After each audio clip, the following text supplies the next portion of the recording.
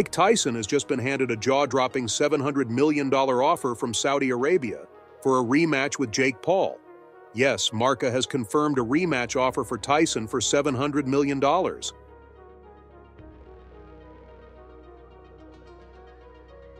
Fans are still fuming over the first rigged fight. And who wouldn't want to watch Tyson come back and knock out Jake after that ridiculous debacle? Now we're talking $700 million.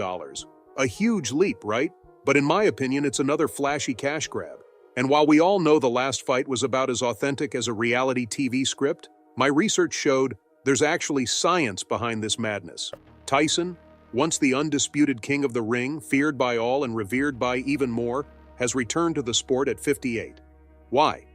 Well, if you're buying into the "for the love of the game" narrative, I've got a bridge in Brooklyn to sell you. The comeback is nothing other than a match and now a rematch. Yes, it's a rematch of Mike Tyson and Jakepaul.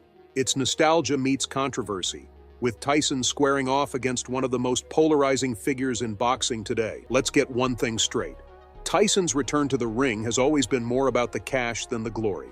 I mean, sure, the man can still throw a punch, but let's not kid ourselves. He's not coming back to revive the Iron Mike persona. He's coming back because there's a small fortune to be made. And guess what? The payoff is here, and it's bigger than anyone could have imagined. Tyson just got an offer for a rematch with Jakepaul, but it's not just any offer, it's a cool $700 million. That's right, $700 million. If you thought boxing was about two guys duking it out in the ring for pride, you've missed the memo. This fight isn't about sport. It's about spectacle and turning the world into a global stage for Saudi Arabia to flex its muscles in the world of sports. Why Jakepaul? The YouTube star turned boxer who somehow managed to turn a controversial career into a profitable one. I mean, love him or hate him, Jakepaul's fights have always been one big circus show, a spectacle for the masses that makes money and gets people talking. Every time he steps in the ring, it's not just about fighting, it's about drama. It's about selling pay-per-views. It's about making people tune in, not because they expect a technical masterpiece, but because they want to see if Jakepaul will finally get knocked out by someone who's not Ben Askren or Tyron Woodley. And now we've got the $700 million rematch. But hold on, there's a twist. This isn't just some fight for the sake of drama. No, this rematch hasn't been brought to you by any old promotion. Saudi Arabia is spearheading it. Yes, you read that right. The head of Saudi Arabia's General Entertainment Authority is the mastermind behind this deal. This guy is the man who brought WWE to the kingdom, managed to lure Cristiano Ronaldo to the Saudi Pro League, and now, potentially, has his sights set on shaking up the world of boxing with this insane $700 million offer. Why would Saudi Arabia shell out that kind of cash for a Tyson versus Paul rematch? Because this is bigger than just two fighters. This is a piece of a much larger vision. Saudi Arabia wants to become the world's sports entertainment epicenter, is just the cherry on top of a plan to position the kingdom as the future of global sports entertainment. And what better way to kick things off than with a fight between a legend and a YouTube star? It's got drama, it's got hype, it's got controversy, and it's got a price tag that's enough to make your head spin. But here's the catch. Tyson's fans, the real ones, those who remember him when he knocked guys out in the blink of an eye, know the truth. They know Tyson's return isn't about rediscovering his love for boxing or making a triumphant comeback to the sport. No, this is a calculated move, a chance to cash in on nostalgia and create one last payday. Tyson may still have the charisma, but let's face it, he's not the same fighter he once was. The punches he throws now are more about creating a buzz than truly intimidating his opponent. If you think the world is getting a glimpse of the old Tyson, think again. This comeback has all the trappings of a cash grab. And while the glitz and glamour may fool some fans, the real ones aren't buying it. And then, of course, there's Jakepaul, the man whose entire career is built on spectacle and controversy. The guy who knows how to get people talking and keeps his name in the headlines. Whether it's mocking opponents or calling out legends, Jakepaul has turned boxing into his soap opera. Now, he's being offered a shot at one of the greatest fighters ever. And you can bet that if Jake wins, it'll be the crowning achievement of his career.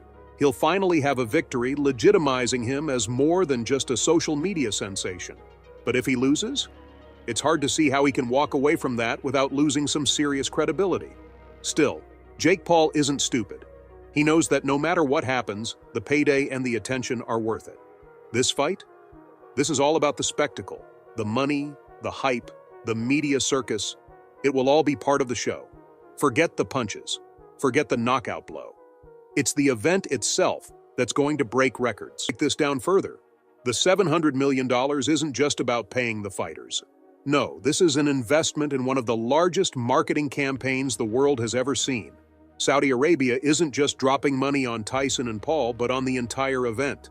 Promotion, marketing, global broadcasting, sponsorships, and media blitzes are all part of the deal.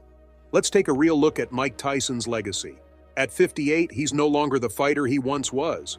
Tyson may still have a few punches left, but he's far from the dominant force that once terrorized the heavyweight division in the late 80s and early 90s. About Jakepaul.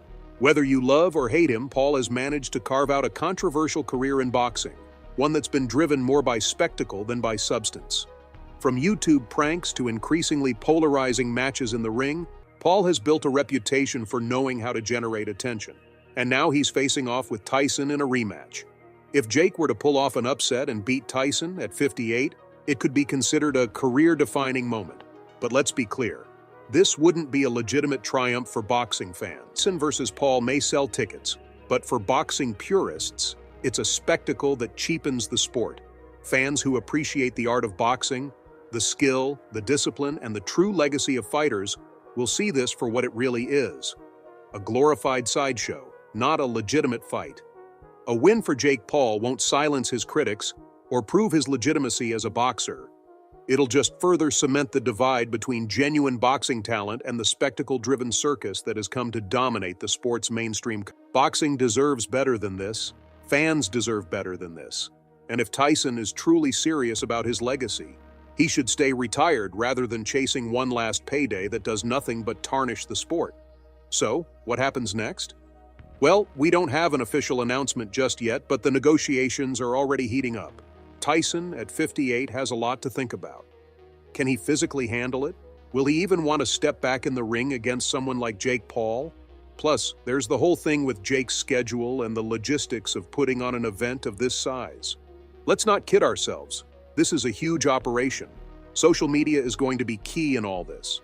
Tyson and Jake are both masters at building hype online, and you can bet they're going to use their platforms to make sure the world is watching. Twitter wars, Instagram posts, TikToks, this will be the digital event of the century. So is this fight inevitable? Or is it just another pipe dream in the world of spectacle-driven boxing? We don't know for sure yet, but one thing's for certain. If this happens, the world will be watching, and the impact will be felt for years to come.